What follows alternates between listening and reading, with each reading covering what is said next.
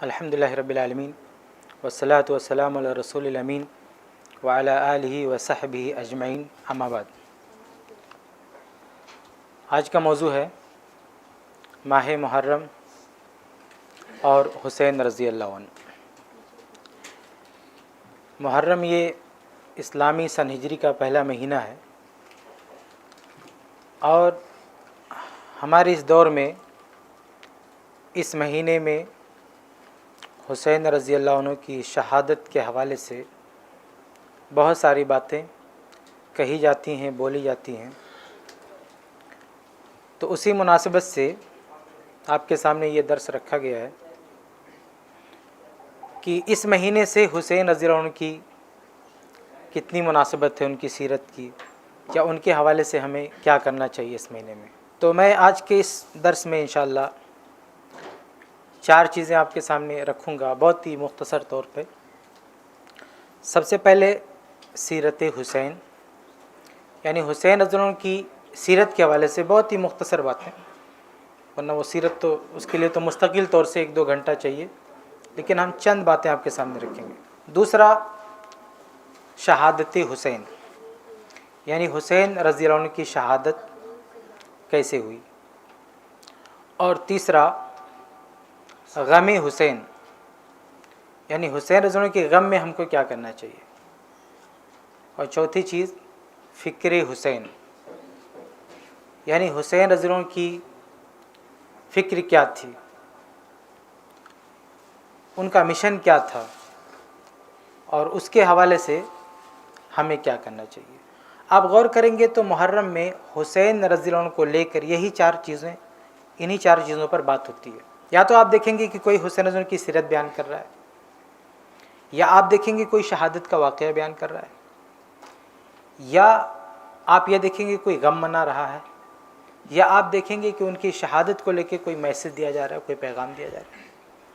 मेरे ख्याल से मुहर्रम की सारी एक्टिविटी और सारी सरगर्मियों को इन 4 हिस्सों में आप बांट सकते हैं। यही 4 चीज़ें होती हैं। तो इन्हीं 4 चीज़ों पर हम भी थोड़ी थोड़ी बात आपके सामने रखेंगे बहुत ही मुख्तसर तौर पर। सबसे पहले हुसैन रज़ी अल्लाह अन्हु की सीरत देख लें। हुसैन रज़ी अल्लाह अन्हु की सीरत के हवाले से बहुत ही मुख्तसर बातें, वरना वो सीरत तो उसके लिए तो मुस्तकिल तौर से 1-2 घंटा चाहिए, लेकिन हम चंद बातें आपके सामने रखेंगे। उम्मत में आप रज़ी अल्लाह अन्हु की शख्सियत मुत्तफ़क़ अलैह है,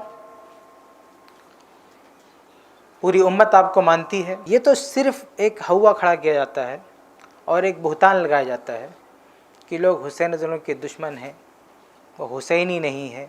ये तो बिला वजह की तहमतें हैं, और जो लोग तहमतें लगाते हैं ना, उनको भी अच्छे से मालूम है कि ये हुसैन के दुश्मन नहीं है। आप क्या समझते हैं, वो कन्फ्यूज़ है, उनको नहीं पता। जो लोग ये कहते हैं ना कि ये हुसैन के दुश्मन है, दुश्मनाने आले बैत है, क्या उनको नहीं पता? उनको भी पता है कि ये लोग हुसैन रज़ी अल्लाह अन्हु के दुश्मन नहीं है, लेकिन अपने बातिल मकासिद की तकमील के लिए, प्रोपेगेंडे के लिए इस तरह के इल्ज़ाम, इस तरह की बातें उछालते रहते हैं। तो बहरहाल मैं कह रहा था कि हुसैन रज़ी अल्लाह अन्हु की सीरत बेदाग है और सबके यहाँ मुसल्लम है। अल्लाह के नबी सल्लल्लाहु अलैहि वसल्लम से उनका रिश्ता ही एक बड़ा मुक़द्दस रिश्ता है, और उनके ताल्लुक़ से बहुत सारी हदीस है। मैं 1-2 की तरफ आपके सामने इशारा करूँ।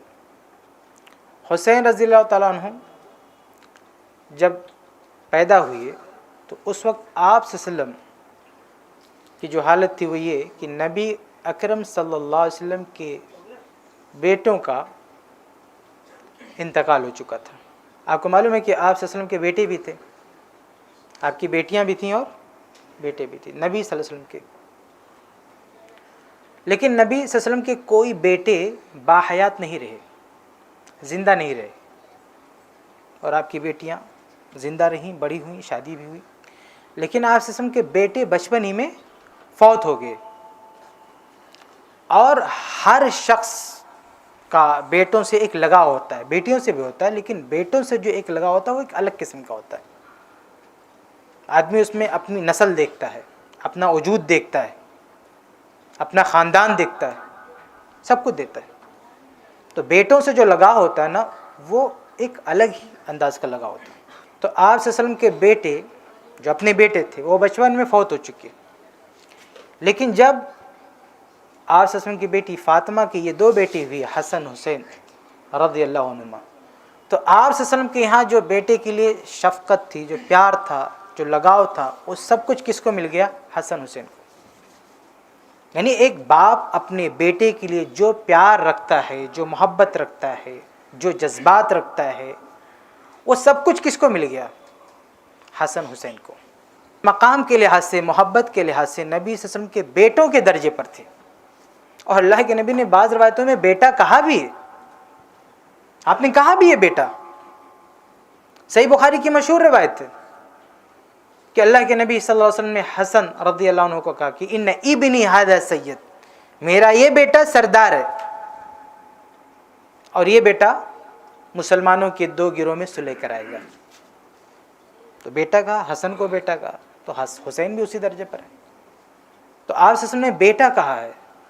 بلکہ اور آگے بڑھیں، حسن حسین رضی اللہ عنہ جب پیدا ہوئے تو سنن نسائی کی صحیح روایت ہے کہ آپ صلی اللہ علیہ وسلم نے ان کا عقیقہ خود کیا۔ حالانکہ عقیقہ کون کرتا ہے؟ باپ کرتا ہے۔ تو علی رضی اللہ عنہ کو عقیقہ کرنا چاہیے، لیکن اللہ کے نبی صلی اللہ علیہ وسلم نے خود عقیقہ کیا۔ گویا کہ آپ صلی اللہ علیہ وسلم نے ان دونوں کو اپنے بیٹے کی جگہ پہ رکھا، اپنے بیٹے کا مقام دیا، بیٹا کہا بھی، اور بیٹے کے حوالے سے باپ کے جو جذبات ہوتے ہیں، جو ذمہ داریاں ہوتی ہیں، اللہ کے نبی نے وہ جذبات کا اظہار کیا، وہ ذمہ داریاں بھی نبھائی۔ تو آپ پوری زندگی دیکھیں گے تو اللہ کے نبی صلی اللہ علیہ وسلم اپنے بیٹوں کی طرح سے ان دونوں کو چاہتے تھے، محبت کرتے تھے۔ آپ صلی اللہ علیہ وسلم نے ان کا عقیقہ بھی کیا۔ صحیح بخاری وغیرہ کی روایت ہے جب سوتے تھے تو اللہ کے نبی دعا بھی کرتے تھے کہ انہیں کسی طرح کی تکلیف نہ ہو، اور کہتے بھی تھے کہ میں ان دونوں سے محبت کرتا ہوں، تم لوگ بھی ان دونوں سے محبت کرو۔ بہرحال روایتیں بہت ساری ہیں، لیکن ہم ان تفصیلات میں نہیں جائیں گے، کیونکہ یہ چیز مختلف فی نہیں ہے۔ کوئی ایسا مسئلہ نہیں ہے کہ آپ سے منوایا جائے، کسی سے منوائے، سب مانتے ہیں، کوئی اس کا منکر نہیں ہے۔ حسن رضی اللہ عنہ کی جو فضیلت ہے، حسین رضی اللہ عنہ کی جو فضیلت ہے، اس کا کوئی منکر نہیں ہے، یہ ایک مسلم بات ہے۔ رہی بات یہ کہ حسین رضی اللہ، جو کچھ لوگ کہتے ہیں کہ حسین رضی اللہ عنہ کے فضائل نہیں بیان کرتے، ان کے یہ نہیں بیان کرتے، وہ نہیں بیان کرتے، بہت سارے لوگ کہتے ہیں۔ آپ ان سے پوچھیے یہ حسن رضی اللہ عنہ کے تعلق سے کیا کرتے ہیں؟ حسین اور حسن میں حسن رضی اللہ تعالیٰ عنہ یہ ان سے بڑے ہیں، ظاہر سی بات ہے، بڑا بھائی ہے، عمر میں بڑے ہیں، ہر لحاظ سے بڑے ہیں، علم میں بڑے ہیں، ہر چیز میں بڑے ہیں، ہر لحاظ سے، لیکن یہ لوگ حسن رضی اللہ عنہ کے تعلق سے خاموش رہتے ہیں۔ جیسے کہتے ہیں نا کہ یزید کے بارے میں سکوت کرنا چاہیے، تو یہ حسن کے بارے میں سکوت کر کے بیٹھے، کبھی زبان نہیں کھلتی، ان کے زبان پہ کبھی حسن کا نام نہیں آتا۔ جو حسین رضی اللہ عنہ کی اٹھتے بیٹھتے ان کا نام نہیں لیتا، یا حسین نہیں کرتا، وہ کون ہے؟ وہ ناصبی ہے۔ اور یہ لوگ کون ہیں جو حسن کا نام نہیں لیتے؟ ہاں، یہ لوگ کون ہیں جو حسن کا نام نہیں لیتے؟ جو حسین کا نام نہیں لے وہ ناصبی ہے، جو حسن کا نام نہیں لے وہ کیا ہے؟ حسن فاطمہ کے بیٹے نہیں ہیں، علی کے بیٹے نہیں ہیں، اللہ کے نبی ان سے پیار نہیں کرتے تھے، ان سے محبت نہیں کرتے تھے، ان کی فضیلت نہیں ہے، حسن رضی اللہ عنہ کے حوالے سے کچھ بھی نہیں ہے۔ آپ کوئی بھی حسین رضی اللہ عنہ کی فضیلت میں کوئی بھی حدیث اٹھا کے دیکھیں، ساتھ میں حسن کا نام بھی ملے گا، الا کہ جو شہادت وغیرہ کی باتیں، ورنہ فضیلت کی کوئی بھی حدیث آپ اٹھا کے دیکھیں۔ آپ یہ چاہیں کہ میں حسین رضی اللہ عنہ کی فضیلت بیان کروں تو حسن کی فضیلت بیان کے بغیر آپ ان کی فضیلت بیان ہی نہیں کر سکتے۔ آپ کوئی ایک حدیث پڑھ کے بتاؤ جس میں حسین رضی اللہ عنہ کی فضیلت ہو اور حسن کی فضیلت نہ ہو۔ ہاں، کچھ روایتیں ملے گی جس سے حسین رضی اللہ عنہ کے بارے میں اللہ کے نبی نے کہا کہ یہ شہید کر دیے جائیں گے، ہے نا؟ تو کچھ روایتیں تو حسن رضی اللہ عنہ کے بارے میں بھی ہے، جیسے کہا بخاری کی روایت ان ابنی ھذا، جو ابھی میں نے کہا کہ میرا یہ بیٹا دو گروہ میں صلح کرائے گا، یہ صرف حسن کے بارے میں۔ لیکن عام طور سے جو حدیثیں ہیں وہ دونوں کے بارے میں ہیں، حسن حسین دونوں۔ تو بہرحال یہ چند باتیں، میں بہت زیادہ تفصیل نہیں کروں گا اس چیز پہ، کیونکہ یہ چیز مسلم ہے، چاہے حسن ہو چاہے حسین ہو، ہر کوئی دونوں سے محبت کرتا ہے، دونوں سے عقیدت رکھتا ہے، اس لیے خواہ مخواہ کی الزام تراشی نہیں کرنا چاہیے کہ یہ حسین کو نہیں مانتے۔ جس طرح سے جو آدمی اٹھتے بیٹھتے حسن حسن حسن نہیں کرتا ہے، حسن کا نام لیتا نہیں لاتا، پھر بھی کوئی نہیں کہتا کہ تم حسن کو نہیں مانتے ہو، ہم نہیں کہتے تم حسن کو نہیں مانتے ہو۔ تو ایسے کوئی حسین نہیں کرتا اس کا مطلب نہیں کہ حسین کو نہیں مانتا. تو فضیلت بیان کرنے کی ٹھیک ہے، کبھی موقع آتا ہے، کبھی کوئی بات ہوتی ہے، یہ نہیں کہ آپ کسی سے مطالبہ کریں گے آپ صبح و شام صرف فضائل بیان کریں، اور وہ بھی صرف حسین کے حسن کے نہیں، اہل بیت میں بہت سارے لوگ ہیں. بہرحال یہ حسین رضی اللہ عنہ کی سیرت کے بارے میں میں نے کچھ باتیں آپ کے سامنے رکھی کہ اللہ کے نبی صلی اللہ علیہ وسلم کے واسطے ہیں اور آپ سے بیٹے کی جگہ دی ان کو. انہوں نے اللہ کے نبی صلی اللہ علیہ وسلم سے روایتیں بھی بیان کی، حدیثیں بھی بیان کی. اللہ کے نبی نے ان کو خود حدیثیں سکھائی ہیں، نماز کا طریقہ سکھایا ہے، سب چیز سکھایا ہے. آگے ان لوگوں نے اللہ کے رسول کی حدیثیں روایت بھی کی ہیں، لوگوں سے بیان بھی کیا ہے. غزوات میں بھی حصہ لیا ہے، جنگ میں بھی حصہ لیا ہے حسن رضی اللہ تعالیٰ عنہ نے، حسین رضی اللہ تعالیٰ عنہ نے، اور بہت سارے کارنامے نے. بلکہ ایک روایت میں واضح کر دوں، مسند احمد وغیرہ کی روایت ہے، وہ صحیح نہیں ہے جنگ کے حوالے سے. کہتے ہیں کہ جب حسن رضی اللہ عنہ پیدا ہوئے تو علی رضی اللہ عنہ ان کا نام رکھا حرب. حرب معنی ہوتا ہے جنگ. تو اللہ کے نبی صلی اللہ علیہ وسلم آئے، آپ صلی اللہ علیہ وسلم نے ان کا نام بدل دیا، حرب نہیں حسن رکھو. اس کے بعد جب حسین پیدا ہوئے تو ان کا نام بھی پہلے علی رضی اللہ عنہ نے حرب رکھا، حرب معنی جنگ، تو آپ نے ان کا نام بھی بدل دیا، حسین رکھا. اور پھر ایک اور لڑکا پیدا ہوا تو اس کا نام علی نے اس کا تیسرے کا رکھا حرب، تو اللہ کے نبی نے ان کا بھی نام بدل دیا اور رکھا محسن. یہ ایک روایت ہے مسند احمد وغیرہ کی، روایت صحیح نہیں ہے کہ علی رضی اللہ عنہ پیدا ہوتے ہی ان کو جنگ کی طرف بڑھا رہے. اس میں روایت میں ہے بھی کہ علی رضی اللہ عنہ کہتے ہیں کہ مجھے جنگ پسند تھی اس لیے میں نے اپنے بچوں کا نام حرب رکھا، تو اللہ کے نبی صلی اللہ علیہ وسلم نے وہ نام بدل دیے. یہ روایت صحیح نہیں ہے کہ ان بچوں کا نام پہلے حرب جنگ رکھا گیا تھا، صحیح نہیں ہے. اور یہ ہو ہی نہیں سکتا ہے کہ ایک مرتبہ علی رضی اللہ عنہ حرب رکھیں اور نبی بدلوا دیں. ایک مرتبہ علی رضی اللہ عنہ نے نام رکھا اور نبی نے بدلوا دیا، تو دوبارہ علی اپنے دوسرے بیٹے کا وہ نام رکھے، یہ ممکن ہے؟ یہ ممکن نہیں. اور روایت تو کیا کہتی، دوبارہ بھی رکھا، تیسری بار بھی رکھا، بار بار ہر بچے کا نام حرب حرب، لڑائی لڑائی لڑائی. حسین کا نام آتے ہی لڑائی لڑائی لڑائی، تو پیدا ہوتے ہی لا کے جوڑ دیا اس میں، یعنی ابھی پیدا ہو رہے ہیں حسین، وہیں سے لڑائی شروع کر دیا یہ روایت بنانے والوں نے. تو یہ صحیح روایت نہیں ہے، ٹھیک ہے، یہ بنی بنائی روایت ہے. مطلب اتنا سوار ہو گیا ہے خون خرابہ کہ بتائیے کوئی پہلو چھوڑا ہی نہیں کہ جہاں لڑائی کو نہ ہے. پیدا ہوئے وہیں پہ لڑائی کی بات شروع کر دیا، وہیں پہ لڑائی کی بات شروع کر دیا. تو یہ روایت صحیح نہیں ہے، ٹھیک ہے، یہ روایت ٹھیک نہیں ہے. ایک لطیفہ سنا دوں آپ کو، حالانکہ وہ روایت ہے مستدرک حاکم کی روایت ہے، لیکن میں اسے لطیفہ کہہ رہا ہوں. یہ روایت کتابوں میں ہے، مجھے نہیں لگتا تھا کہ یہ روایت کوئی پڑھ کے سنا بھی سکتا ہے. یقین نہیں ہوتا کہ کوئی مسلمان اس کو پڑھنے کے بعد کسی اس میں مجمع میں بیان بھی کر سکتا ہے.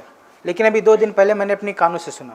یہ محرم کی مجلس لگی ہوئی ہے اور مولوی بیٹھا ہوا اسٹیج پہ، اتنا بڑا مجمع اور بڑے شان سے سنا رہا ہے وہ حسین رضی اللہ عنہ کی فضیلت. اور فضیلت میں ان کی فضیلت ثابت کرنے کے لیے ان کی والدہ یعنی فاطمہ رضی اللہ عنہ کی فضیلت بیان کر رہا ہے. کیا بیان کر رہا؟ کہہ رہا فاطمہ پیدا کیسے ہوئی. یہ ابھی 2 دن پہلے بیان کیا، میں نے اپنے کانوں سنا، تقریباً سینکڑوں لوگوں نے سنا اس کو، جمعہ سے پہلے والی جو مجلس تھی. تو اس نے پورے مجمع میں بیان کیا. وہ ہمارے گھر کے سامنے کی بات ہے، ہمارے گھر کے سامنے جو پروگرام ہوتا ہے نا، میں وہیں پہ تھا، وہاں بیان کیا. اچھا، اس کو سن کے میں نے نظر انداز بھی کر دیا، لیکن میرے گھر میں کچھ لوگ آ کے اس کو بیان بھی کرنے لگے. کچھ ہیں دوسرے خیالات کے لوگ، وہ گھر میں آتے جاتے رہتے، تو تعریف کرنے لگے کہ کل کا بیان بہت اچھا تھا. تو میں نے بھی سنا تھا تھوڑا بہت، تو میں نے کہا بہت اچھا تھا. انہوں نے یہ بیان کیا تھا، وہ کیا تھا پتہ؟ کہا کہ اللہ کے نبی جب معراج میں گئے تو معراج میں جانے کے بعد اللہ تعالیٰ نے اللہ کے نبی کو سیب دیا کھانے کے لیے. ضیافت کس چیز سے ہوئی؟ سیب سے. یعنی کئی چیزیں کیا، ہم لوگ کہتے ہیں نا اللہ کے نبی کو مچھلی، وہ کیا کہتے ہیں، دودھ ملا، ہاں، لیکن وہ کہہ رہا اس نے سیب ملا. میں نہیں کہتا وہ دودھ کا انکار کرتا، اس کھانے میں اس نے سیب بھی بڑھا دیا کہ اللہ کے نبی کو سیب ملا. اب وہ سیب جب اللہ کے نبی کھا لیے تو وہ سیب کھانے سے اللہ کے نبی کے اندر جو قوت پیدا ہوئی، مردانہ قوت جو ہوتی ہے. پھر آپ نیچے آئے زمین پر. اس کے بعد جب آپ اماں خدیجہ رضی اللہ عنہ سے ملے، ملاقات کیے، یعنی ہم بستری مباشرت، تو اس کے نتیجے میں فاطمہ پیدا ہوئی. یعنی فاطمہ کی پیدائش کو آسمان سے جوڑ رہا ہے، فاطمہ رضی اللہ عنہ کی فضیلت کو بیان کرنے کے لیے کہ معراج میں گئے تھے، وہاں سیب کھائے. اس سیب یعنی جو جنت کا پھل تھا، اس پھل سے फातिमा की पैदाइश हुई। ये वो कहना चाह रहा। अच्छा, कुछ लोग सिर्फ इतना ही सुन के मुस्कुरा रहे हैं कि थोड़ा सा गलत बात हो गया, ऐसा नहीं बोलना चाहिए उसको। अभी लतीफ़ा यहाँ नहीं है, इसमें लतीफ़ा क्या मालूम है? लतीफ़ा ये है कि अल्लाह के नबी सल्लल्लाहु अलैहि वसल्लम जब मेराज में गए तो उससे पहले फातिमा पैदा हो चुकी थी। अम्मा खदीजा का इंतकाल भी हो चुका, इस दुनिया में है ही नहीं। अम्मा खदीजा इस दुनिया से जा चुकी हैं, और ये आज अभी 2 दिन पहले की बात है। माई पकड़ के क्या बोल रहा है कि मेराज में गए, सेब खाए, नीचे आए, फातिमा पैदा हुई। और सारा मजमा वाह वाह सुभान अल्लाह बोलते जा रहा है, किसी को अक्ल नहीं है। ये मुस्तदरक हाकिम की रवायत है। अब मुस्तदरक हाकिम में जहाँ रवायत है, नीचे ज़ाबी ने साफ लिखा हाज़ा किज़्बुन, ये झूठ है। इमाम ज़ाबी ने नीचे लिखा है झूठ है, क्योंकि खदीजा रज़ी अल्लाह अन्हा जिंदा ही नहीं थी उस टाइम पे। बेचारे को खुद तारीख नहीं पता, फातिमा की सीरत बयान कर रहा है। उसको क्या पता फातिमा रज़ी अल्लाह के बारे में? ये जानते हैं अहले बैत के बारे में, और दूसरों को यजीदी हुसैनी बने फिरते, आता जाता कुछ नहीं, हुसैनी बने फिरते। तो बहरहाल मैं कह रहा था, ये नाम पे बातें आ गई कि हुसैन रज़ी अल्लाह के पैदा होती ही लड़ाई वहाँ से शुरू करें, हर्ब नाम रखा है, जंग। तो जो सच्चे वाक़यात हैं वो बयान कीजिए, झूठे वाक़यात नहीं। फ़ज़ाइल बहुत सारे हैं, बुखारी की हदीसें, मुस्लिम, इतनी सारी हदीसें, सही हदीसें पढ़िए आप, बहुत सारी रवायतें, आप वो बयान कीजिए। आप झूठी रवायतें क्यों बयान करते हैं? लेकिन ये इतने ज़्यादा झूठ कि आप शुमार नहीं कर सकते। स्टेज पे बैठ के ये खुद बनाते, पहले तो किसी और का बनाया लाके किताब पढ़ते थे, लेकिन अब कहाँ फुर्सत है इनको, लाइफ बिजी हो गई लोगों की। अब इनके पास इतना टाइम नहीं कि झूठों की कहानियां पढ़ें, वो खुद झूठ बोलते हैं, खुद कर लेते हैं, हम उनसे क्यों जाते पूछने। तो ये सारा वाकया खुद बनाते हैं बैठ के। हर मुहर्रम में आप देखेंगे 2-3 वाकया बढ़ता जाता है। ये वाकया, ये जो वाकया करबला ना, ये बढ़ता जाता है। बहरहाल जो सही रवायतें हैं बुखारी मुस्लिम वगैरह में, वो हुसैन रज़ी अल्लाह की फजीलत के लिए काफ़ी हैं, उसी पर हमें बस करना चाहिए, उन झूठे वाक़यात की तरफ नहीं जाना चाहिए, उसकी कोई ज़रूरत नहीं। ये एक बात मैं कह रहा था आपके सामने सीरत हुसैन के ताल्लुक से। आगे बढ़ते हैं, शहादत हुसैन की बात करते हैं। शहादत हुसैन का वाक़या ये लोग 10 दिन तक बयान करते हैं। अच्छा, पहले ये शुरू में अबू बकर रज़ी अल्लाह के बारे में बयान करते थे, उमर फारूक रज़ी अल्लाह के बारे में बयान करते थे, और आखिर में आते आते हुसैन पे आते थे, है ना। अब तो ये पहले दिन से शुरू हो रहे, कहीं कहीं पहले दिन से शुरू हो गए। यानी वाक़या करबला इतना बढ़ता जा रहा है कि पहले वो 2 दिन काफ़ी थे इनके लिए, फिर 3 दिन हुआ, 4 दिन हुआ। अब शुरू में खुलफाए अरबा पे बोलते थे, अब उसका भी टाइम नहीं मिल रहा है इनको। पहले दिन से शुरू वाक़या करबला, 10 दिन तक वाक़या करबला ख़त्म नहीं होता। तो बताइए 10 दिन तक वाक़या करबला इनके यहाँ ख़त्म नहीं होता, उसको मैं 10 मिनट में आपके सामने कैसे बयान कर सकता हूँ। लेकिन फिर भी आइए, मैं आपके सामने वाक़या करबला के हवाले से जो सही रवायतें सिर्फ वो आपके सामने पेश करूँगा, जो सही सनद से। इस वाक़े के जिस मोड़ पर कोई सही रवायत नहीं है, हम ये कहेंगे, वाज़े कर देंगे, इसके ताल्लुक से कोई सही रवायत नहीं। असल में अमीर मुआविया रज़ी अल्लाह के बाद उनके बेटे यजीद खलीफा हो गए, क्योंकि ये पहले से तय हो चुका था कि अमीर मुआविया रज़ी अल्लाह के बाद यजीद खलीफा होंगे, ये पहले से तय हो चुका था। अमीर मुआविया रज़ी अल्लाह ने अपनी ज़िंदगी में ये तय कर दिया था कि मेरे मरने के बाद खिलाफत कौन संभालेगा, उनका बेटा संभालेगा। अच्छा, यहाँ पर भी कुछ लोगों को एतराज़ है। कुछ लोग ये भी एतराज़ करते हैं कि अमीर मुआविया रज़ी अल्लाह अन्हु ने अपने बेटे यजीद को खलीफा कैसे बना दिया, जबकि यजीद ये बहुत ज़्यादा अफजल नहीं था, इससे ज़्यादा फजीलत वाले साहबे कराम मौजूद थे। हुसैन रज़ी अल्लाह अन्हु मौजूद थे, और भी बड़े बड़े साहबे कराम मौजूद थे, किसी और को बनाया जा सकता था, लेकिन यजीद को खलीफा क्यों बना दिया, यानी वली अहद मेरे बाद खलीफा बनेगा, उसको क्यों नामजद कर दिया अमीर मुआविया रज़ी अल्लाह अन्हु। ये एक एतराज़ है। इसका जवाब ये है कि खिलाफत की जो जिम्मेदारी दी जाती है वो सिर्फ फजीलत देखकर नहीं, फजीलत भी देखी जाती है, लेकिन उससे ज़्यादा अहम ये है कि वो अहलियत देखी जाए, कि वो शख्सियत जिसको हम खलीफा बना रहे हैं, वो शख्सियत इस मकाम पर बैठने के बाद इस जिम्मेदारी को निभा सकती कि नहीं, ये देखा जाता है। आप खिलाफत तो जाने दीजिए, खुद अपने ज़माने में देख लीजिए, एक छोटी सी मस्जिद, 4 ईंट की मस्जिद बनती है, उसका एक सदर बना दिया जाता है। ये सदर बनाने के लिए किसको चुनते हैं? जो रात का जाहिद हो, तहज्जुद गुजार हो। अब देखिए मुंबई में इतनी सारी मस्जिदें हैं, आप सारी मस्जिदों के कमेटियों की लिस्ट लाइए और देखिए उनका सदर कौन है, सेक्रेटरी कौन है, खजांची कौन है। और आप उसी मोहल्ले में सर्च कीजिए कि क्या इस मोहल्ले में सबसे बड़ा नेक यही है जिसको सदर बनाया गया, सबसे बड़ा नेक यही है जिसको खजांची बनाया गया। ये पूरे बॉम्बे का आप जो है, पूरे बॉम्बे में आप घूमिए, हर मस्जिद की लिस्ट निकालिए और देखिए किसको सदर बनाया जा रहा है, किसको बनाया जा रहा है। जो बहुत ज़्यादा 5 वक्त नमाजी है, जो बहुत ज़्यादा नेक है, दाढ़ी रखे हुए है, कुर्ता पजामा पहनता है, किसको बनाते हैं। कुरान का हाफिज़ है, किसको बनाते हैं भाई, उसको बनाते हैं जो मस्जिद को संभाल सके, उसको तो बनाते हैं। मस्जिद की ट्रस्टियों में ऐसे लोगों को चुना जाता है जो मस्जिद को संभाल सके। कल को कोई आफत आए, कोई बात आए, किसी भी एतबार से, माली एतबार से या किसी कानूनी एतबार से कोई दुश्वारी आए तो ये लोग उसको डील कर सके, संभाल कर सके। तो ऐसे ही लोगों को चुना जाता ना। जबकि मस्जिद ये कौन सी जगह है, दुनिया की सबसे बेहतरीन जगह है, इससे बेहतर कोई जगह है ही नहीं, दुनिया की सबसे मुक़द्दस जगह। इस जगह के इंतज़ाम को संभालने के लिए आज हम किसी को चुनते हैं तो ये नहीं देखते कि वो बहुत बड़ा मुत्तकी है, बल्कि ये देखते हैं कि वो इसकी अहलियत रखता है कि नहीं।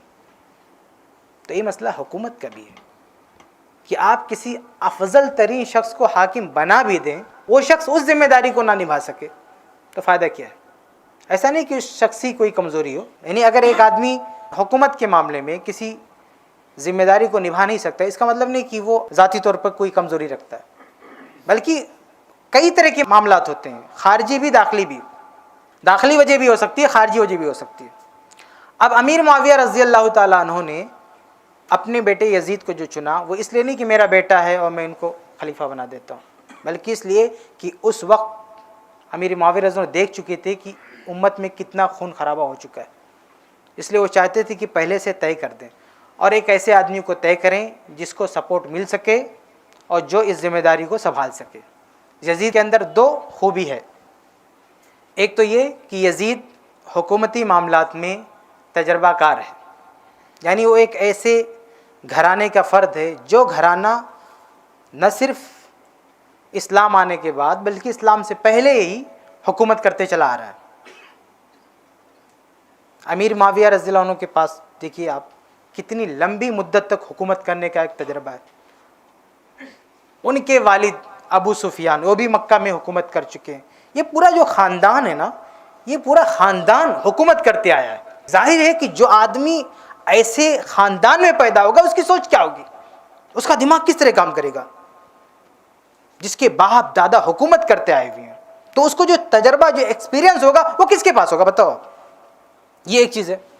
और दूसरी वजह ये थी कि ये जो इससे पहले इख्तलाफ हो चुके थे साहब इकराम में, उस इख्तलाफ के बाद बनु उमैया ये सबसे ज़्यादा असर रखते थे हुकूमत को चलाने में या हुकूमत को गिराने में।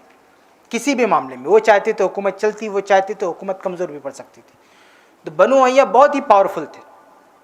और बनु उमैया इससे पहले देखिए उस्मान रज़ी की शहादत हो गई तो उसके बाद इन लोगों में से अक्सरियत का एतमाद उठ गया दूसरों पर। तो इब्न खलदून ने लिखा है मुक़द्दमा में कि यजीद को खलीफा बनाने के पीछे ये चीज़ भी पेश नज़र थी कि अगर किसी गैर अमवी को बना देते तो उसको सपोर्ट नहीं मिल पाता। यजीद है तो बनु उमैया में से है, तो ये जो पूरा गिरोह है मुसलमानों का इनका सपोर्ट करेगा। लेकिन अगर बनु उमैया में से छोड़ के किसी और को बना देंगे तो लोग उसको सपोर्ट नहीं करेंगे। आप हुसैन रज़ी की बात करते हैं, उन्हीं को देख लें। इराक़ में गए, कूफा में गए और वो लोग चाहते थे कि ये खलीफा बने, हाकिम बने। हालांकि हुसैन रज़ी सब नहीं चाहते थे, लेकिन वो चाहते थे, वो उनको ऑफ़र दे रहे थे। लेकिन इसके बावजूद भी क्या उन लोगों ने साथ दिया, हुसैन रज़ी का साथ दिया। कितनी अफजल तरीन शख्सियत थी, लेकिन सपोर्ट कितना था बताओ। कूफा में आप शहीद कर दिए गए, जबकि कूफा कितनी बड़ी आबादी है और ये लोग हमेशा दम भरते हैं कि हम हुसैन रज़ी को चाहने वाले हैं, लेकिन सपोर्ट किया नहीं किया। उधर आप यजीद को देख लो, जहां भी आवाज़ निकाल दिया सब खड़े हो गए उसके साथ में। कहीं पे शिकस्त खाया यजीद ने, आप बताइए कहीं कमज़ोर पड़ा वो? नहीं पड़ा, क्योंकि पूरी कौम उसके साथ में है, पूरी ताकत उसके साथ है। ये ताकत होते हुए वो कहीं पे भी वार करता, कोई कुछ नहीं कर सकता था उसका। तो ये चीज़ देखी जाती है। तो ये 2 चीज़ें थी यजीद के अंदर, एक तो ख़ानदानी तौर पर उसका तजर्बा था, اور دوسرا اس کو سپورٹ حاصل تھا.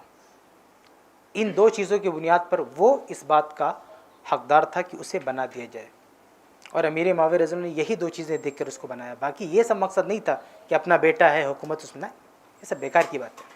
بہرحال یہ میں ایک شبہ کا ازالہ کر رہا تھا کہ امیر معاویہ رضی اللہ عنہ نے یزید کو کیوں بنایا. بہرحال یہ ہمارا اصل موضوع نہیں ہے. یزید کو جب خلیفہ بنا دیا, امیر معاویہ رضی اللہ عنہ کا جب انتقال ہوا تو یزید جیسے خلیفہ بنے, یہاں سے حسین رضی اللہ عنہ کی شہادت کا واقعہ شروع ہوتا ہے. یزید کے خلیفہ بننے کے بعد حسین رضی اللہ تعالیٰ عنہ کی شہادت ہوتی ہے کچھ دنوں کے بعد. اب یہ جو پورا واقعہ نا, یزید کے خلیفہ بننے سے لے کر حسین رضی اللہ عنہ کے شہید ہونے تک, اس پورے واقعے کو ہم 5 حصوں میں بانٹ سکتے ہیں. یہ پورا واقعہ دیکھیے 5 حصوں میں ہے. ایک مدینہ میں ہے, اور اس کے بعد مکہ پہنچے, اس کے بعد کوفہ کی طرف نکلے, اور اس کے بعد چوتھا ہے کہ دمشق کی طرف جانے لگے. کوفہ جا رہے تھے لیکن پھر مڑ گئے دمشق کی طرف. اس کے بعد کربلا پہنچے. یہ 5 ٹھیک ہے. ان 5 کو ہم دیکھ لیتے ہیں. سب سے پہلے مدینہ میں تھے تو کیا ہوا. دیکھیے مدینہ میں جب حسین رضی اللہ عنہ تھے تو مدینہ میں رہتے ہوئے حسین رضی اللہ عنہ نے کیا کیا اور ان کا کیا موقف تھا, اس بارے میں کوئی صحیح روایت موجود نہیں. یہ جو لوگ بیان کرتے ہیں نا کہ یزید کے خلیفہ بنتے ہی حسین رضی اللہ عنہ آواز لگانے لگے کہ ہم اس کو نہیں مانتے وغیرہ وغیرہ, یہ ساری باتیں جھوٹی ہیں. جب تک حسین رضی اللہ عنہ مدینہ میں تھے تب تک اس وقت مدینہ میں رہتے ہوئے یزید کی خلافت سے متعلق انہوں نے کیا کمنٹ کیا, اس بارے میں کوئی بھی صحیح روایت موجود ہی نہیں. یہ جو لوگ بیان کرتے ہیں نا کہ یزید کے خلیفہ بنتے ہی حسین رضی اللہ عنہ آواز لگانے لگے کہ ہم اس کو نہیں مانتے وغیرہ وغیرہ, یہ ساری باتیں جھوٹی ہیں. یہ جو بات ملتی ہے کہ انہوں نے یزید کی مخالفت کی, یہ جھوٹی باتیں ہیں, اور اس کے مخالف باتیں بھی موجود ہیں. مطلب یہ بات بھی موجود ہے کہ مدینہ میں رہتے ہوئے حسین رضی اللہ عنہ نے اقرار کیا کہ میں یزید کی بیعت کرنے کے لیے تیار ہوں. چنانچہ ایک روایت ہے, صحیح نہیں, میں آپ کے سامنے پیش کرتا ہوں کہ تاریخ طبری کی روایت ہے, جلد 5 صفحہ 339 کہ ودعاہ الی البیعۃ, حسین رضی اللہ عنہ کو بیعت کے لیے بلایا گیا. فقال حسین, تو حسین نے کہا ان للہ و انا الیہ راجعون, رحم اللہ معاویہ, انا للہ پڑھا اور کہا کہ اللہ معاویہ پر رحم کرے. اما ما سألتنی من البیعۃ فإن مثلی لا یؤتی بیعتہ سرا. حسین رضی اللہ نے کہا کہ آپ مجھ سے جو بیعت کا مطالبہ کر رہے ہیں, مجھ جیسا آدمی چپکے سے 1-2 کے ساتھ بیعت نہیں کرے گا, بلکہ کہا کہ ولا اراک تجتزئ بها منی سرا, اور یہ بھی نہیں لگتا کہ تم میں چپکے سے بیعت کر لوں تم اس کو کافی مان لو گے. دون ان نظہرها علی رؤوس الناس, بغیر اس کے کہ ہم لوگوں کے سامنے اس کا اعلان بھی کریں کہ ہم بیعت کرنے کے لیے تیار ہیں. قال اجل, کہا ٹھیک ہے. کہا فاذا خرجت الى الناس فدعوتهم الى البيت دعوتنا مع الناس فكان امرا واحدا. تو حسین رضی اللہ نے کہا کہ ایسا کیجئے کہ کل ایک مجمع اکٹھا کیجئے, سب کو بلائیے, سب سے بیعت لیجئے, مجھے بھی بلا لینا اور میں بھی سب کے ساتھ میں بیعت کر لوں گا. یہ بھی تاریخی روایت ہے نا. یہ تو کہتی ہے کہ حسین رضی اللہ عنہ مدینہ میں بیعت کے لیے تیار تھے, تو ایک روایت کرتی کہ بیعت کے انکار کر رہے تھے, ایک روایت کہہ رہی کہ بیعت کے لیے تیار تھے. کس کو مانیں گے آپ؟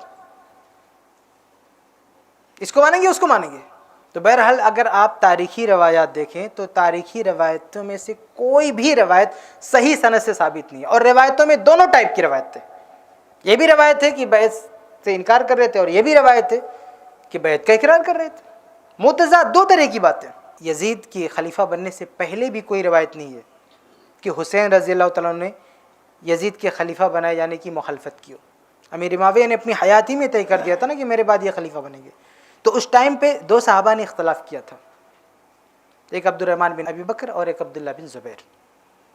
اور یہ اختلاف اس لیے نہیں کہتا کہ یزید اس لائق نہیں ہے, اختلاف اس لیے کیا تھا کہ یہ آپ کا بیٹا ہے, اگر آپ نے اپنے بیٹے کو بنا دیا تو کل کو یہ دستور نہ نکل جائے کہ ہر آدمی اپنے بیٹے کو بناتا چلے. انہوں نے یہ نہیں کہا امیر معاویہ رضی اللہ عنہ کو کہ آپ کی نیت خراب ہے, آپ اپنے خاندان میں حکومت دے رہے, نہیں. ان دونوں صحابہ کرام نے امیر معاویہ کی نیت پہ شک نہیں کیا, کہا سب کچھ ٹھیک ہے, لیکن آپ جو ایک طریقہ شروع کر رہے ہیں یہ آگے چل کے یہ تسلسل اختیار کر سکتا ہے, اس لیے اس کو بند کر دیجیے. لیکن بہرحال وہ صرف 2 لوگ تھے کہنے والے, اور باقی تائید کرنے والے زیادہ تھے, تو ان لوگوں کی بات مانی گئی. اور ان لوگوں نے کوئی بہت زیادہ ہنگامہ بھی نہیں کیا کہ ہم نہیں مانتے, بس یہ اختلاف کیا, ایک رائے دی, بس کوئی ہنگامہ نہیں کیا.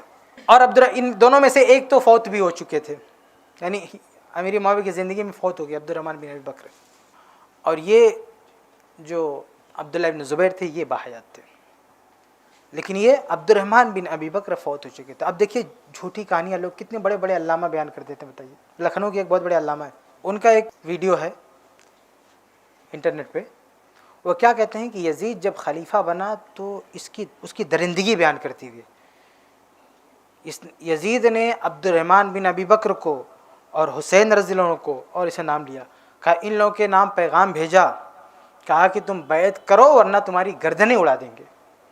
اب یزید کرسی میں بیٹھ گیا، جب وہ کرسی میں بیٹھ گیا تو اس نے پھر اپنی وہی حرکتیں شروع کی۔ اس نے سب سے پہلے مروان کو لکھا، جو اس کا گورنر تھا ولید مدینہ منورہ نے، اس کو لکھا کہ حسین کو، ابن زبیر کو، ابن عبد الرحمن کو اور ابن زبیر اور ابن عمر کو، ان سب کو بلا، ان سے بیعت لو۔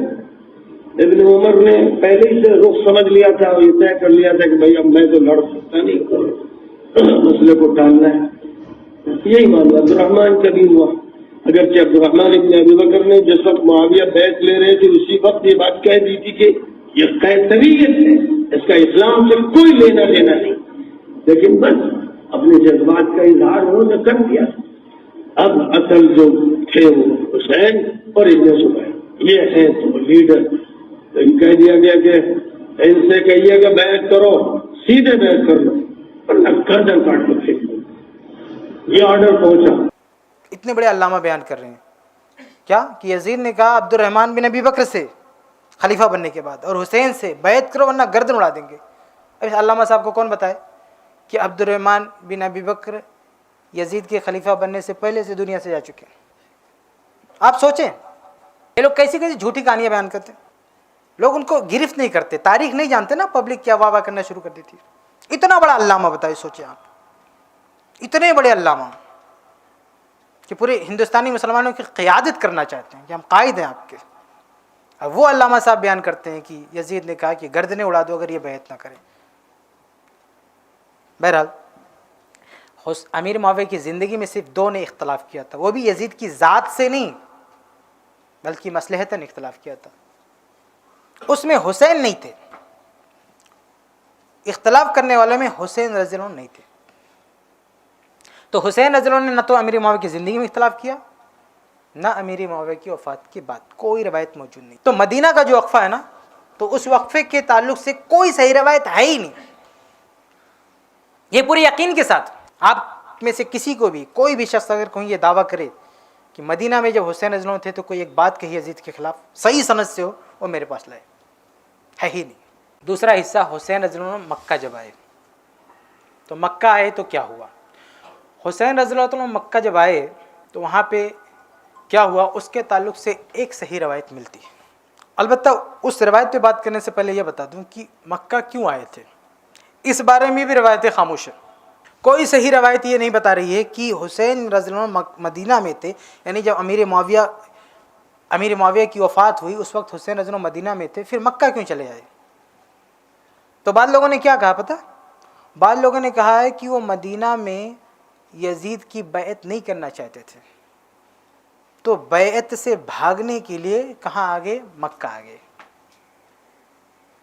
آپ یہ بتائیے کہ اگر بیعت سے بھاگنے کے لیے مکہ آنا ہوتا تو کیا مدینہ میں یزید بیٹھا ہوا تھا؟ یزید تو دمشق میں تھا، مدینہ میں کہاں یزید تھا؟ کس سے بھاگے تھے بھائی؟ اگر حسین کو بیعت سے بھاگنا ہوتا تو کس سے بھاگے تھے؟ مدینہ میں کون تھا؟ کوئی حاکم تھا نا، کوئی حکومت کا آدمی تھا، یزید کا عامل ہوگا، حاکم ہوگا، کیونکہ مدینہ یزید کی حکومت کے انڈر میں ہے، تو مکہ بھی تو یزید کی حکومت کے انڈر میں ہے۔ اگر مدینہ پہ یزید کا حاکم ہے تو مکہ پہ بھی یزید کا حاکم ہے، مدینہ میں گورنر ہے تو مکہ پہ بھی گورنر ہے۔ تو جو سینٹرل گورنمنٹ جو حکم پاس کرتی ہے وہ تو ساری اسٹیٹ کے لیے نا۔ اگر یہ حکم ہوا کہ بھائی سب سے بیعت لینا ہے تو وہ حکم مدینہ میں بھی آئے گا، مکہ میں بھی آئے گا۔ یزید کے جو عمال تھے مدینہ کے لوگوں سے بیعت لے رہے تھے، مکہ کے لوگوں سے بیعت لے رہے تھے، تو بھاگ کے کیا مسئلہ حل ہونے والا ہے؟ کس طرح کی بیتکی بات ہے آپ سوچیں۔ کہتے بیعت سے بچنے کے لیے بھاگ گئے، استغفر اللہ، بیعت سے بچنے کے لیے وہاں جا کے کیا مسئلہ حل ہونے والا؟ کیونکہ وہاں بھی تو یزید کے عمال موجود ہیں، وہاں بھی تو ان کو پکڑ کے بول سکتے ہیں آپ بیعت کرو۔ تو بہرحال یہ بات درست نہیں ہے۔ آپ مکہ کس لیے آئے تھے؟ روایتوں میں، صحیح روایتوں میں کوئی ذکر موجود نہیں ہے۔ البتہ یہ ہو سکتا ہے کہ وہ رجب کا مہینہ تھا، اور رجب کے مہینے میں عام طور سے لوگ عمرہ کرنے جایا کرتے تھے، تو ہو سکتا ہے آپ بھی مکہ گئے ہوں۔ مکہ جانے کا ایک مقصد عمرہ کرنا ہوتا ہے، لوگ عمرہ کرنے جاتے ہیں، صحابہ کرام بھی جاتے رہتے تھے، بہت سے لوگ آتے جاتے رہتے، علماء ہمیشہ آتے جاتے رہتے مکہ، آج بھی دیکھیے لوگ سفر کرتے رہتے ہیں عمرہ کرنے کے لیے کبھی بھی۔ تو مکہ جانے کی ایک وجہ عمرہ ہو سکتی ہے. تو اس کو یہ رنگ دینا کہ بیعت سے بھاگنے کے لیے مکہ گئے تھے، اس کے لیے دلیل چاہیے، ثبوت چاہیے. حسین رضی اللہ عنہ پہ ہم یہ الزام نہیں لگا سکتے بغیر کسی ثبوت کے، یہ بدگمانی ہے نا. اور حسین رضی اللہ عنہ کے ساتھ کئی طرح سے بدگمانی ہے کہ اگر ان کو بولنا ہوتا تو بتائیے، آپ ڈنکے کی چوٹ پہ مدینہ میں بولتے، مخالفت کرنا ہوتا تو یہ بھاگنے والی بات کیا ہے؟ نہیں، حسین رضی اللہ عنہ بھاگنے والوں میں سے نہیں تھے. تو بہرحال مدینہ سے مکہ جب آئے حسین رضی اللہ عنہ، تو مکہ وہ اپنے کسی کام سے آئے، ہم اس کو کوئی غلط معنی نہیں دے سکتے بغیر کسی ثبوت کے. بہرحال جب مکہ آئے تو کیا ہوا؟ مکہ جب آئے تو مکہ میں حسین رضی اللہ عنہ نے کیا کیا، کیا کہا، کیا پلان کیا، اس تعلق سے صرف ایک صحیح روایت ملتی ہے، بس صرف ایک. میں نے پہلے مدینہ کے بارے میں بتا دیا کہ کوئی صحیح روایت نہیں ہے، مکہ میں صرف ایک صحیح روایت ہے. وہ کیا ہے؟ وہ میں آپ کے سامنے پڑھتا ہوں. امام طبرانی رحمہ اللہ نے اس کو نقل کیا ہے، المعجم الکبیر طبرانی جلد 3 صفحہ 199. پوری سند ہے اس کی موجود ہے، صحیح سند ہے. اس میں عبداللہ ابن عباس رضی اللہ عنہ فرماتے ہیں کہ استاذننی حسین فی الخروج، کہ حسین رضی اللہ عنہ نے مجھ سے اجازت طلب کی کہ وہ کوفہ جانا چاہتے ہیں، عراق جانا چاہتے ہیں. جب مکہ میں حسین پہنچے تو وہاں پہ ان کا پلان یہ بنا کہ وہ عراق جائیں، کوفہ جائیں. کیوں پلان بنا بھائی عراق جانے کے لیے، کوفہ جانے کے لیے؟ تو آپ دیکھیے تاریخی روایت میں آپ کو ملے گا کہ بہت سارے خطوط آئے تھے آپ کے پاس کہ آپ آ جائیں اور ہمارے حاکم بن جائیں، یزید کو ہم بھگا دیتے ہیں اور آپ کو ہم حاکم بنا دیتے ہیں، آپ آ جائیں. لیکن یہ اس روایت میں نہیں ہے یہ سب، ٹھیک ہے.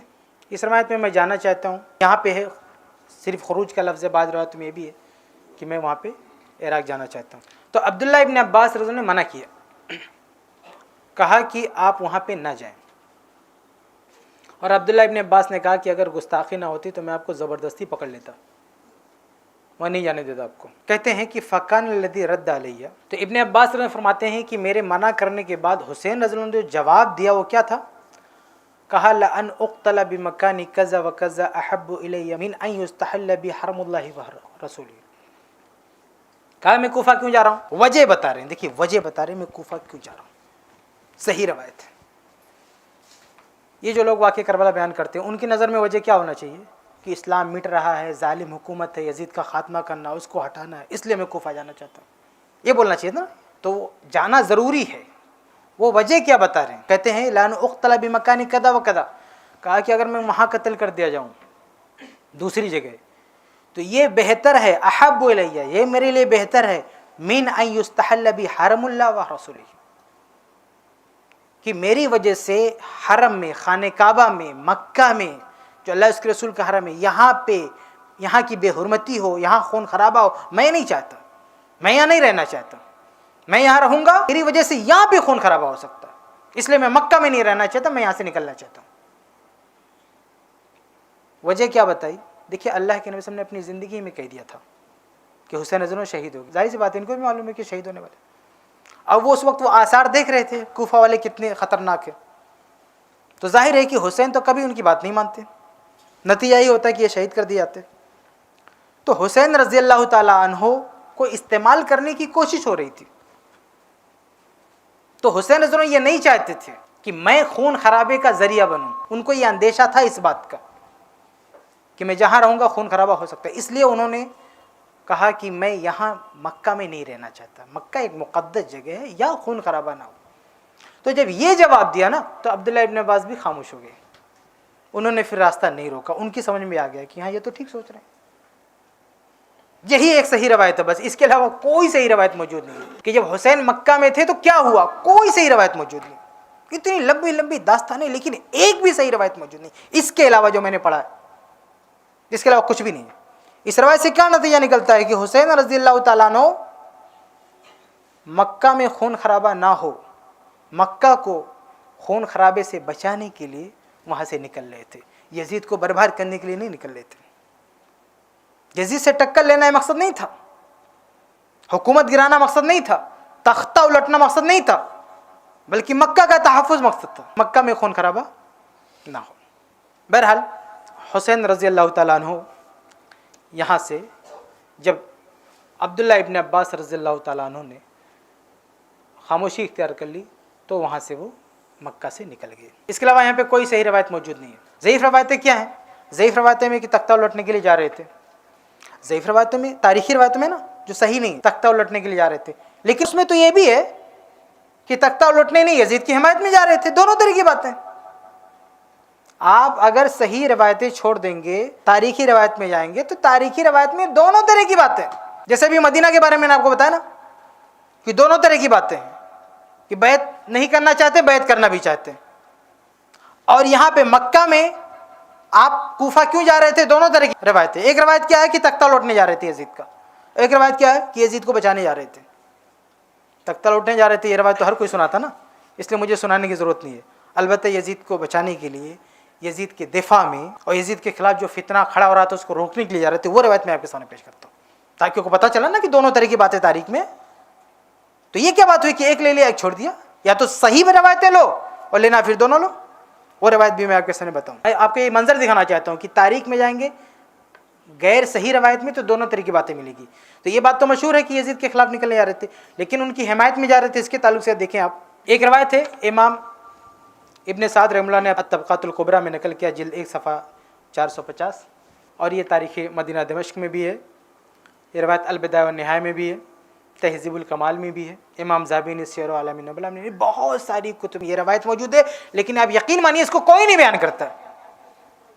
10 روزہ محرم میں کبھی کوئی مولوی اس کو بیان ہی نہیں کر سکتا اس کو، جبکہ یہ 10 کتابوں میں موجود ہے۔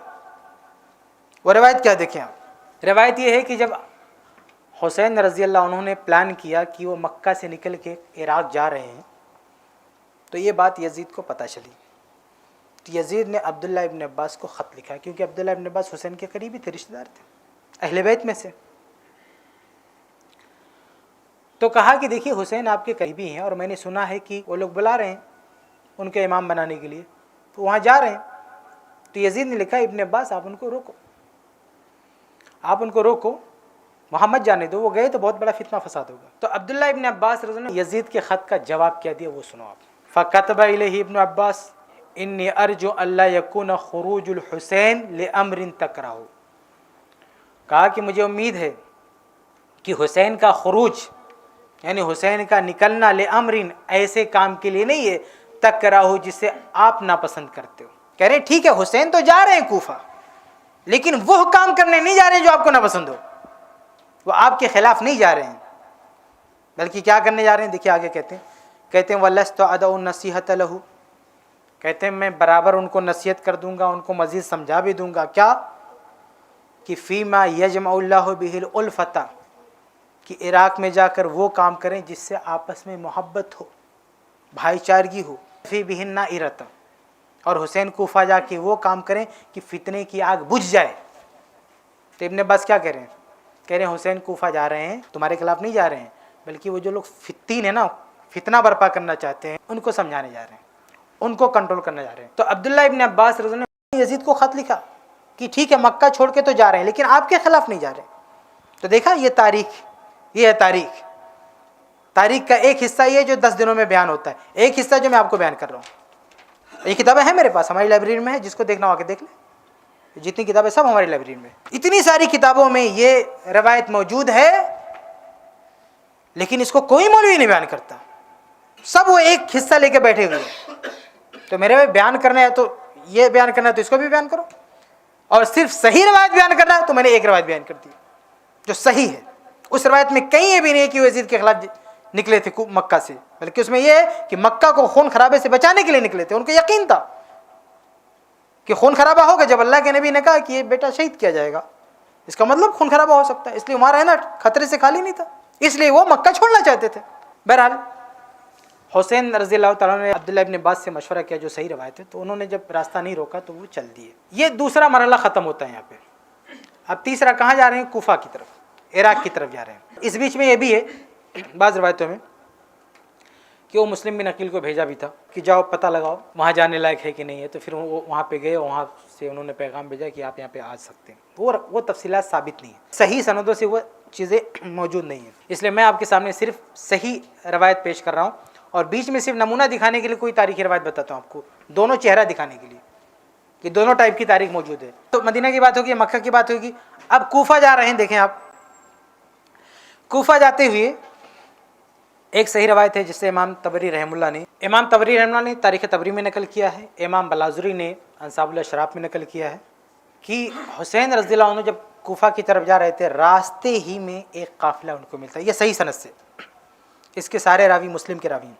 तो रास्ते में एक काफ़िला मिलता है और उनसे पूछते हैं कि कूफा का क्या हाल चाल है हुसैन रज़ियल्लाहु अन्हु। तो वो काफ़िला कहता है कि आप हुसैन हैं, कूफा जा रहे हैं, आप वहाँ मत जाएं, वो तो बहुत फितने वाली जगह है और वहाँ ऐसा ऐसा हंगामा हो गया है, वहाँ पे आप मत जाएं, वहाँ बहुत सख्त पहरा है और बहुत बड़ा फितना है। बहुत ज़्यादा डिटेल उसने दिया भी नहीं काफ़िले ने, लेकिन बस उसने ख़तरे की निशानदेही की कि वहाँ जाना ठीक नहीं है, वहाँ मत जाए। तो हुसैन रज़ियल्लाहु ताला अन्हु ने ये सुनते ही वहाँ से कूफा जाने का इरादा बदल दिया और कहाँ रुख कर लिया, दिमश्क की तरफ।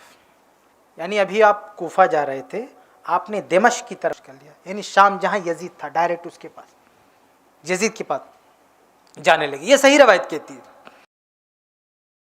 थोड़ी दूर चले आगे, यानी ये जो दिमश्क का सफ़र था ये थोड़ी दूर तय हुआ। अब इस बीच में और क्या हुआ, इस ताल्लुक से कोई सही रवायत मौजूद नहीं है। थोड़ा सा आगे गए तो आगे जाने के बाद जो करबला का मकाम है, वहाँ पे कूफा के सिपाहियों ने आके आपको रोक लिया कि आप कहाँ जा रहे हैं। तो हुसैन रज़ियल्लाहु अन्हु ने कहा कि मैं तो कूफा जा रहा था, लेकिन अभी मेरा इरादा क्या है कि मैं यजीद के पास डायरेक्ट जाऊं। तो सिपाहियों ने कहा कि ठीक है, आप कहीं भी जाएं, कोई मसला नहीं, लेकिन मकामी जो हुकूमत है, मकामी जो गवर्नमेंट है, यहाँ के स्टेट का जो गवर्नर है, उससे परमिशन ले लें फिर आप जाएं। यानी उबैदुल्लाह इब्न ज़ियाद था का, वो अगर आपको कहता है जाओ, तो क्योंकि हम उसके आदमी हैं, तो वो आपको जाने जाता तो आप जाएँ, कोई मसला नहीं। तो वहाँ पे हुसैन रज़ियल्लाहु ताला अन्हु ने कहा कि ठीक है, मेरा पैगाम पहुँचा दे कि मैं यजीद के पास जाना चाहता हूँ, और तारीख़ तबरी की रवायत है कि मैं उसके हाथ में अपना हाथ रख दूँगा, यानी मैं यजीद की बैत करने जा रहा हूँ। ये 5वां मरहला है। रास्ते में जब पता चल गया कि वहाँ जाना ठीक नहीं है, तो फिर कहा कि मैं सीधा यजीद के पास जाता हूँ, यजीद से बैत कर लूँगा। वो सब जो कहानियाँ हैं कि यजीद की हुकूमत गिराने के लिए, मारने के लिए, ये सब बेकार की बात है। ये सही रवायत है कि मैं जाके बैत कर लेता हूँ, तारीख़ तबरी की रवायत है। तो उन्होंने कहा कि ठीक है, लेकिन इसके बाद क्या हुआ, यानी हुसैन रज़ियल्लाहु ने यह शर्त रखी कि मुझे वहाँ पे जाने दिया जाए और वहाँ पे मैं यजीद की बैत कर लूँगा। इन्होंने कहा ठीक है, इनको कोई एतराज़ भी नहीं था। इन लोगों ने इनका, यानी इनकी जो मांग थी, ये लेके इब्न ज़ियाद के पास गए। इब्न ज़ियाद के पास वहाँ गए और उसके बाद में रावी आगे की कोई तफसील बयान नहीं कर रहा, सिर्फ लड़ाई बयान कर रहा है कि उसके बाद लड़ाई छिड़ गई। देखिए यहाँ पे जब आप वहाँ जाने लगे थे दिमश्क, तो उस वक्त न सिर्फ ये कि सिपाही और कूफी के बहुत सारे लोग वहाँ पे आके जमा हो गए थे, बहुत सारे लोग। फिर उसी बीच में जो है लड़ाई छिड़ गई और हुसैन रज़ियल्लाहु ताला अन्हु शहीद कर दिए गए। यानी हुसैन रज़ियल्लाहु ने कहा कि मैं यजीद के पास जाना चाहता हूँ, बैत करना चाहता हूँ, और उन लोगों को एतराज़ भी नहीं था जिन लोगों ने आपको रोका था।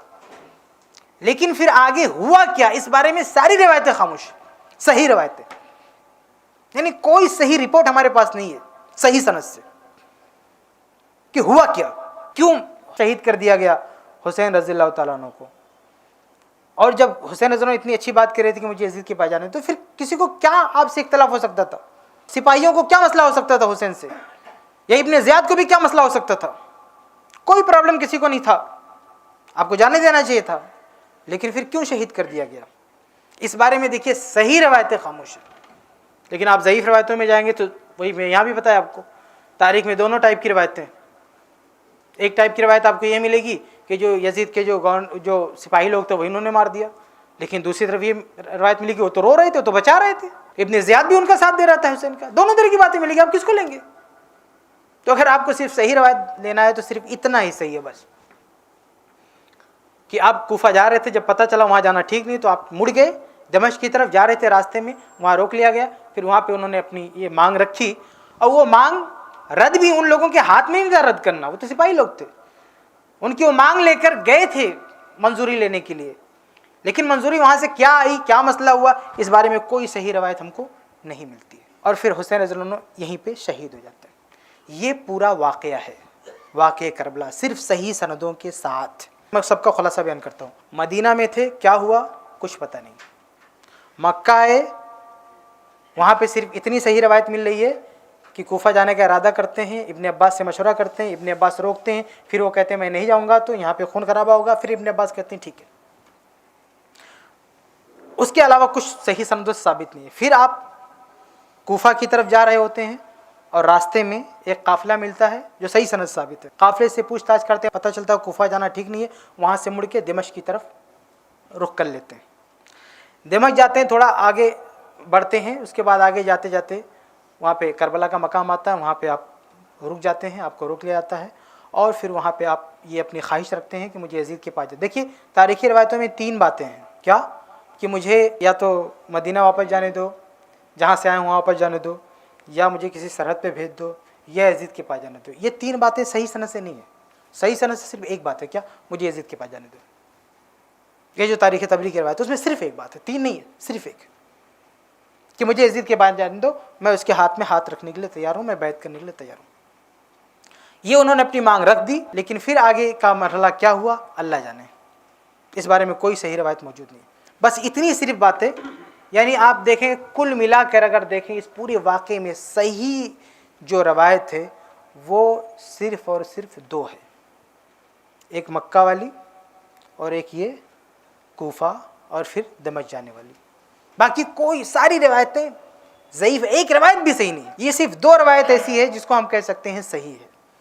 इसके अलावा एक और रवायत है कि हुसैन रज़ियल्लाहु ताला अन्हु को किसी ने तीर मारा। ये इमाम अबू ज़ुरा ने नकल किया है कि हुसैन रज़ी पर हमला कैसे हुआ था। तो हमला ये हुआ था कि हुसैन रज़ियल्लाहु ताला अन्हु को तीर चला के किसी ने मारा था, उनको तीर लगा था, यहाँ से शुरुआत हुई तूने हमले की, फिर आगे क्या हुआ ये नहीं मालूम। अलबत्ता ये है कि शहादत के बाद, हुसैन रज़ी अल्लाह की शहादत के बाद उनका सर किसी ने काटा। अब उसका नाम भी तारीख़ हमें नहीं बताती है किसने सर काटा, और काट के फिर उबैदुल्ला बिन ज़ियाद के पास उसको कुछ लोगों ने लाया भी। अच्छा, उबैदुल्ला बिन ज़ियाद के पास लाया, उबैदुल्ला ज़ियाद ने ऐसा कहा था, ये भी कहीं पे मौजूद नहीं है। सर काट के लाए, यानी जो कोफा का गवर्नर था उसके पास, लेकिन उसके पास सर काट कर लाने का ये मतलब नहीं कि उसने ऐसा कहा था। देखिए ज़ुबैर बिन अव्वाम जो 10 अशरे मुबश्शर सहाबा में से एक हैं, ज़ुबैर रज़ियल्लाहु अन्हु, जन्नत की बशारत, अल्लाह के नबी ने जिन 10 सहाबा को जन्नत की बशारत दी उनमें से एक है, उनका सर काट के अली रज़ी अल्लाह के पास लाया। अब ये तो नहीं कह सकता ना कि अली रज़ी अल्लाह ने कहा था कि जाओ सर काट के लाओ, नहीं। तो ये हुसैन रज़ी अल्लाह के शहादत के साथ हुआ कि उनको शहीद किया गया और उनका सर काट के वहाँ पे लाया गया। लेकिन वहाँ पे कोई ऐसी तारीख़ी रिवायत मौजूद नहीं है कि इब्ने ज़ियाद ने ऐसा कहा हो, या उसने खुश हुआ हो, या उसने कोई ऐसी बात कही हो, ऐसी कोई बात नहीं मिलती। हम ये नहीं कहते कि इब्ने ज़ियाद दूध का धुला था। कुछ लोग कहते हैं ना जब उसने ये गलती, अरे हज़ारों गलतियाँ किया हो, लेकिन हम यहाँ इस टॉपिक पे बात कर रहे हैं, इस केस में उसका कितना रोल है, इस पर हम बात कर रहे हैं। यानी हुसैन रज़ी की शहादत में उसका क्या रोल है, अभी बात हो रही है ना इस केस की, इस केस में उसका कितना अमल दखल है वो बताओ, इस केस में उसका कितना रोल है, क्या किरदार है उसका। तो इस केस में इब्ने ज़ियाद का कोई किरदार सही सनद से साबित नहीं। अब एक आखिरी बात कि जब कोई किरदार इब्ने ज़ियाद का साबित नहीं, तो मसला असल में ये है कौन, यानी हुसैन रज़ी को शहीद करने वाले हैं कौन लोग।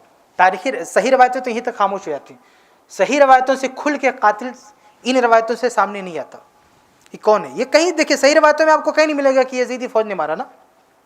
अब कातिल कौन है, अगर इसको आप एक दूसरी सही रवायत, नहीं वाक़े के बाद, ये सारी रवायतें तो वाक़े को रिपोर्ट करने वाली रवायतें थी ना। ये जो रवायतें अभी तक मैंने आपके सामने पढ़ी है वो रवायतें हैं जो ऐन वाक़े को रिपोर्ट कर रही हैं। लेकिन इसके बाद कातिल है कौन, तो इसके बाद यानी इस वाक़े के होने के बाद सहाबे करहम के जो कमेंट हैं उससे हम एक नतीजा ले सकते हैं कि कौन हो सकता है कातिल। देखिए सही बुखारी की रवायत है कि अब्दुल्ला इब्न उमर रज़ियल्लाहु ताला अन्हु से किसी ने इहराम में मक्खी मारने का मसला पूछा। उन्होंने कहा कि क्या तू इराक से है, उसने कहा हाँ।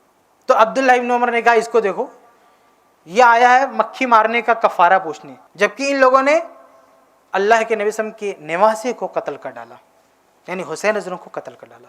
तो ये इराकी लोग हैं, हुसैन रज़ी के कातिल है और यहाँ आए हैं कफ़ारा पूछने के लिए। तो अब्दुल्ला इब्न उमर रज़ी ने कातिल किसको कहा, यजीद को कहा, हुकूमत को कहा, इराक के लोगों से कहा। ऐसे ही उम्मे सलमा रज़ियल्लाहु अन्हा का भी एक कमेंट है सही सनद से, उन्होंने भी कहा कि इराकियों पर अल्लाह की लानत, इन लोगों ने हुसैन रज़ी को कत्ल कर दिया। तो वाक़े के बाद जो कमेंट है सहाबे कराम के उसको हम देखते हैं तो उस लोग सारा इल्ज़ाम इराकियों पर लगाते हैं, कूफियों पर लगाते हैं, हुकूमत पे नहीं लगाते। तो मेरे भाइयों ये मुख्तसर सा वाक़या था, और इस वाक़े में जो सही बातें थी वो मैंने आपके सामने रख दिया। सही रवायतों की रोशनी में पूरा वाक़या हमारे सामने रिकॉर्ड پورے واقعے کا ریکارڈ نہیں ہے، اور جو صحیح ریکارڈ ہمارے سامنے اس ریکارڈ میں یزید یا حکومت کا کوئی ہاتھ نہیں دکھتا ہے، اور جو صحابہ کرام کے کمنٹ ہے وہ یہ بتاتے ہیں کہ اس میں عراقیوں کا ہاتھ ہے، کوفیوں کا ہاتھ ہے، ان لوگوں کے نے ایسا کچھ کیا ہے۔ اب آگے ایک بات اور واضح کر دیں، میں نے 4 چیزیں کہا تھا آپ کے سامنے کرنے کے لیے، ایک سیرت حسین، ایک شہادت حسین، اور اس کے بعد غم حسین، یہ تیسری چیز۔ دیکھیے حسین رضی اللہ عنہ شہید ہو گئے، اب شہید ہونے کے بعد اسلام کا جو ضابطہ ہے کہ بھئی اگر کسی کا غم آپ کو منانا ہے، سوگ منانا ہے، تو زیادہ سے زیادہ 3 دن سے زائد نہیں۔ اس لیے جن لوگوں نے تسلسل کے ساتھ اتنا لمبا چوڑا نوحہ ماتم کا سلسلہ شروع کر رکھا ہے، اسلام میں اس کی تو کوئی گنجائش نہیں ہے، بلکہ یہ آج جو آہستہ آہستہ سنیوں میں شروع ہو رہا ہے، اہل سنت میں کبھی 1400 سال میں کبھی سنیوں نے اس کو قبول نہیں کیا تھا، یہ تو شیعوں میں ہوتا تھا، یہ شیعہ بدعت ہے، سنی بدعت نہیں۔ آپ بڑے سے بڑے بدعتیوں کو کتابیں آپ پڑھ کے دیکھیں، وہ لوگوں نے بھی کہا یہ نوحہ ماتم نہیں کرنا چاہیے۔ بھئی 3 دن سے زیادہ سوگ منانے کی اجازت نہیں ہے، کوئی عورت ہے اس کا شوہر مر گیا تو اس کے لیے 4 مہینہ 10 دن، باقی 3 دن سے زیادہ نہیں، اور وہ بھی صرف غم منانے کی بات، سوگ منانے کی بات۔ باقی یہ نوحہ ماتم، رخسار پیٹنا، سینہ پیٹنا، اس کے بارے میں تو صحیح بخاری کی واضح روایت ہے، لیس منا من لطم الخدود وشق الجیوب ودعا بدعوی الجاہلیہ۔ اللہ کے نبی صلی اللہ علیہ وسلم نے فرمایا کہ وہ شخص ہم میں سے نہیں ہے جو اپنا رخسار پیٹے، اپنا گریبان چاک کرے اور جاہلیوں کا نعرہ لگائے، زمانے جاہلیت والوں کی بولی بولی، وہ ہم میں سے نہیں ہے۔ تو نوحہ ماتم، غم حسین کے نام پر نوحہ ماتم، اس کی کوئی گنجائش نہیں ہے اسلام میں، اور صحابہ، سلف، تابعین، ان لوگوں نے کبھی ایسا کچھ نہیں کیا۔ شہادت ایک بہت بڑا ایک مقدس چیز ہے، شرف کی بات ہے، یہ نہیں ہے کہ اس کو لے کے آپ غم منانے لگیں۔ یعنی آپ کیا چاہیے، ایک آدمی شہید ہوا ہے تو اسلام نے اس کو بہت عزت دی ہے، بہت بڑا مقام دیا ہے، اس کو اتنا بڑا مقام مل گیا ہے، آپ غم منانے کی بات کرتے ہو۔ شہیدوں کے بارے میں تو یہاں تک کہ ان کی جنازہ پڑھنے کی ضرورت نہیں ہے، وہ تمہاری دعاؤں سے بھی بے نیاز ہے، اب غم کی بات کرتے ہو۔ شہیدوں کے بارے میں معلوم ہے کہ نہیں، بے جنازے کے بھی آپ ان کو دفن کر سکتے ہو، کیونکہ جنازہ ان کا پڑھا جاتا ہے جو دعاؤں کی محتاج ہے۔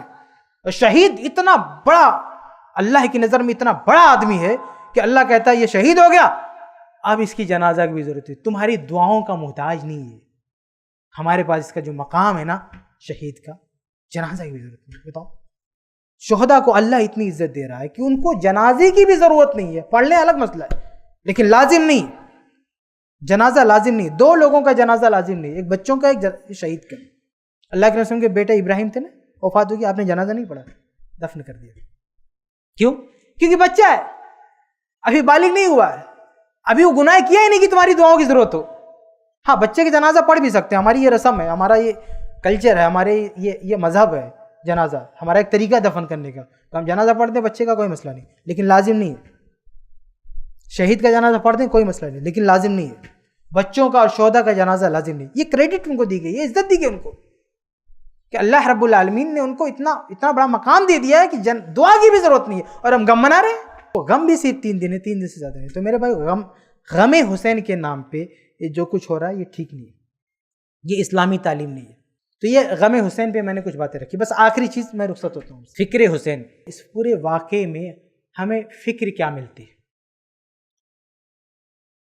ہمیں فکر کیا ملتی ہے اس پورے واقعے کربلا سے؟ تو جو لوگ یہ مانتے ہیں کہ حسین رضی اللہ عنہ ظالم بادشاہ کے خلاف کھڑے ہوئے، نکلے، تختہ پلٹنے کی کوشش کی، اکیلے تھے، کسی کا ساتھ نہیں تھا لیکن ڈرے نہیں، تو فکر حسینی یہ کہتی ہے کہ آپ حق پر ہیں تو آپ ڈٹ جائیں، آپ مقابلہ کریں کسی کے ساتھ۔ یہ کہتے ہیں وہ لوگ جو اس واقعے کو توڑ مڑوڑ کے اور جھوٹے واقعات کے ساتھ بیان کرتے ہیں۔ لیکن میرے بھائی، یہ جس کو یہ لوگ فکر حسینی کہتے ہیں، وہ اصل میں اس پورے واقعے میں کہیں ہے ہی نہیں۔ یعنی حکومت سے ٹکرانا، تختہ الٹنے کی بات کرنا، یہ حسین رضی اللہ عنہ کی فکر میں ہے ہی نہیں۔ آپ دیکھیے وہاں پہ جو صحیح روایت ہے کہ جب دمشق میں جا رہے تھے، آخری موڑ پہ انہوں نے کہا میں یزید سے ملنے کے لیے تیار ہوں۔ بھائی اس میں تختہ پلٹنے کی کیا بات ہے؟ فکر حسینی تو یہ ہے کہ آپ جو ہے کوئی باغیانہ رجحان نہ رکھیں اپنے اندر، بغاوت والی سوچ نہ رکھیں اپنے پاس، جماعت کے ساتھ رہنا چاہیے، اختلاف نہیں کرنا چاہیے۔ یہ فکر حسینی ہے کہ حسین رضی اللہ عنہ نے تو اختلاف کو روکنے کی کوشش کی اور یزید کے ہاتھ میں ہاتھ رکھنے کی بات کی انہوں نے۔ تو یہ فکر حسینی نہیں ہے کہ آپ لوگوں کو باغی بنائیں، ان کے اندر باغیانہ سوچ رکھیں، بلکہ فکر حسینی یہ ہے آپ جماعت کے ساتھ رہیں. اور یہ فکر حسینی نہیں، فکر حسنی بھی ہے. حسن رضی اللہ تعالیٰ عنہ نے بھی اسی بات کو ترجیح دی کہ امت میں اختلاف نہ ہو. ہم گرچہ افضل ہیں لیکن اگر کوئی دوسرا حکومت چلا رہا ہے وہ چلا سکتا ہے تو چلانے دو اس کو، ہمیں کوئی پرابلم نہیں ہے.